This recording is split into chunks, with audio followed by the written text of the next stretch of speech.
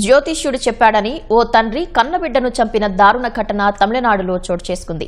తేని నగరంలోని ఎంజీఆర్ నగర్ కు చెందిన 50 ఏళ్ల వేందర్ బాల తమిళగం మక్కల్ మున్నేట్ర కళగం పార్టీ తరపున పనిచేస్తున్నారు. అతని మొదటి భార్య రాజలక్ష్మి కుమారుడు 20 ఏళ్ల శ్రీకాంత్ ఆస్తి విషయంలో తండ్రితో తరచూ గొడవ పడేవాడు. అయితే 2023లో శ్రీకాంత్ అదృశ్యమయ్యాడని తల్లి రాజలక్ష్మి మదురై హైకోర్టులో రిట్ పిటిషన్ దాఖలు చేశారు. కోర్టు ఆదేశాలతో 2026లో కేసు దర్యాప్తు సిబిసిఐడికి బదిలీ అయ్యింది.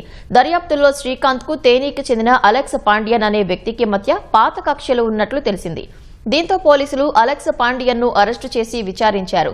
అతను వేందర్ బాల కురుప్పయ్య కలిసి శ్రీకాంత్ ను చంపి ముక్కలుగా నరికి ముల్లై పెరియారు నదిలో పడేసినట్లు చెప్పాడు. బుధవారం రాత్రి వేందర్ బాలాను అదుపులోకి తీసుకుని ప్రశ్నించగా జ్యోతిష్యుడి వద్ద జాతకం చూపించగా కుమారుడితో తనకు ప్రమాదం ఉందని చెప్పాడని, అందుకే శ్రీకాంత్ ను హత్య చేసినట్లు అంగీకరించాడు.